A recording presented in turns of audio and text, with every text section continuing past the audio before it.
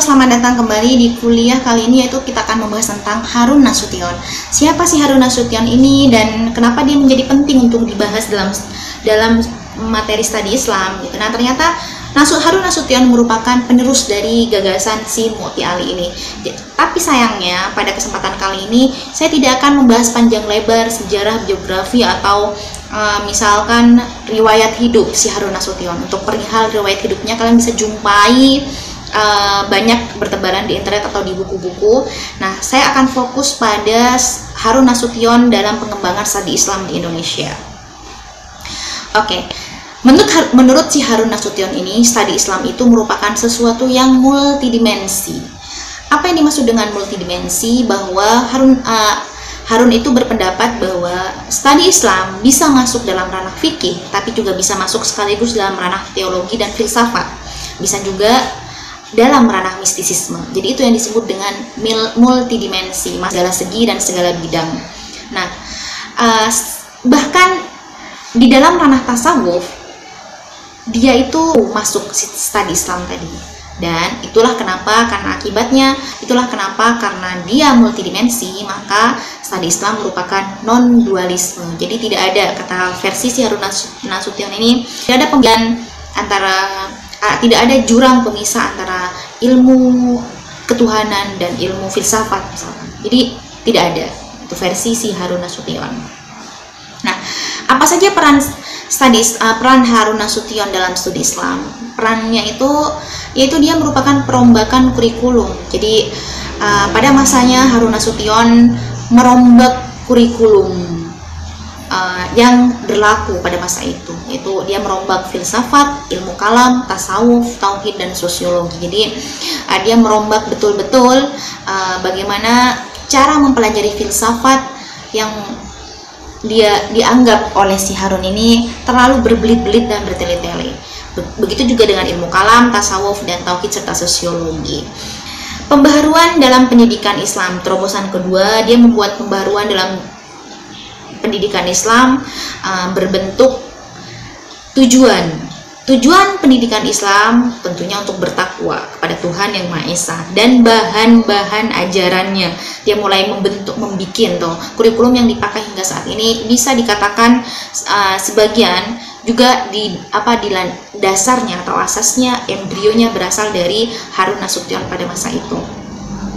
Metode, jadi metodenya itu bukan metode yang diajarkan oleh Harun Nasution, bukan metode ceramah atau menunjuk gitu, aku yang paling benar, bukan. Tapi metode yang diberlakukan oleh si Harun Nasution adalah metode contoh. Jadi memberi contoh yang baik, nasihat yang baik, serta melakukan diskusi atau dialog. Terus SDM, dia melakukan perbaikan dalam SDM. Jadi beranggapan bahwa jika SDM-nya berkualitas, maka tentu pendidikan Islam di Indonesia juga akan berkualitas. Makanya pada masanya Harun Nasution kemudian banyak menggagas beasiswa-beasiswa untuk mahasiswa-mahasiswa di perguruan tinggi pada masa itu. Oke, selanjutnya gebrakan lain yang dilakukan oleh Harun Nasution yang dinilai sampai detik ini masih dipakai, yaitu meletakkan pemahaman dasar dan menyeluruh tentang Islam. Jadi dia beranggapan bahwa dua kelompok besar ajaran Islam, absolut dan mutlak, absolut dan relatif. Apa itu absolut dan mutlak, dan apa itu absolut dan relatif? Jadi ada dua hal besar dalam ajaran Islam ini. Ada yang namanya absolut dan mutlak, kaitannya dengan teologi yang tidak bisa kita ulik-ulik. Misalkan Tuhan itu satu, ya udah itu satu, nggak bisa kita kemudian berkompromi Tuhan menjadi tiga misalkan. Nah, ini yang disebut dengan absolut dan mutlak. Syarat wajib masuk Islam adalah bersyahadat. Nah, itu harus wajib bersyahadat. Nah, itu yang absolut dan mutlak. Kemudian yang kedua, absolut dan relatif, ini kaitannya dengan konsep horizontal kepada sesama manusia, atau kajian-kajian misalkan saling tolong menolong, misalkan kajian-kajian masalah-masalah seperti cara berpakaian, misalkan kalau misalkan di Arab diterapkan pakaian yang menutup, boleh nggak di Indonesia menutup tapi tidak pakai niqab. Jadi semacam hal semacam itu yang kemudian digagas oleh si Harun Nasution. Selanjutnya kurikulum sudah dijelaskan pada slide sebelumnya. Dia banyak membahas tentang merombak tentang kurikulum.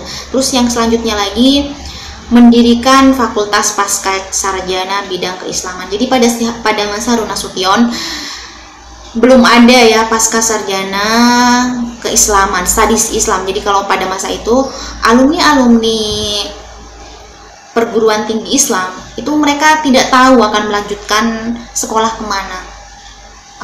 Kebanyakan pada masa itu jika ingin melanjutkan pasca sarjana ya jatuh-jatuhnya kalau di dalam negeri ya masuk ke sekolah-sekolah yang bukan kajian khusus tentang Islam, atau bisa melanjutkan tapi justru di luar negeri adanya, di McGill gitu, atau misalkan di Australia atau di Belanda dan semacamnya.